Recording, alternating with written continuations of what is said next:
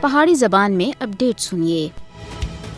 مقبوضہ جموں کشمیر مسلسل بھارت تے فوجی معاشرے دے اندر ہے اور کشمیری ہر دیہڑے دی بنیاد دے تے بھارتی دہشت گردی دا سامنا کر رہے ہیں۔ مودی دی حکومت سن مقبوضہ علاقے کو ریاستی سرپرستی وچ دہشت گردی دی تجربہ گاہ وچ پٹا کے دا ہے۔ خاص طور دے تے 5 اگست 2019 تے جموں کشمیر دی خصوصی حیثیت دی منسوخی دے بعد تے مودی حکومت سن اپنی ریاستی دہشت گردی کو اور زیادہ بڑھا کے دا ہے۔ مقبوضہ جموں کشمیر وچ گزرے 36 سالاں وچ بھارتی فوجیاں دے ہاتھوں 96,000 دے زیادہ کشمیریاں کو شہید کیتا گیا ہے۔ کشمیر دے اندر بھارتی فوج دے ہاتھوں روزانہ دی بنیاد دے تے قتل و غارت گری دا سلسلہ جاری ہے۔ تنازع کشمیر دے پر امن حل وچ بھارت تے ہردرمی سب دے بڑی رکاوٹ ہے۔ نوئی دہلی دے سخت گیر موقف سن کشمیر کو جنوبی ایشیا وچ ایٹمی فلش پوائنٹ وچ بٹا کے دا ہے۔ مقبوضہ جموں کشمیر وچ بھارتی قبضے دی وجہ تے بین الاقوامی قوانین دی منظم طریقے تے خلاف ورزیاں جاری ہیں۔ بھارت کشمیریوں کو اقوام متحدہ دی طرف تے انہاں دے حق خود ارادیت تے جبری طور دے اوتے انکار کر رہا ہے۔ بھارتی مودی حکومت دا فوجی جبر علاقائی امن دے واسطے بہت بڑا خطرہ بنتا جا رہا ہے اور پوری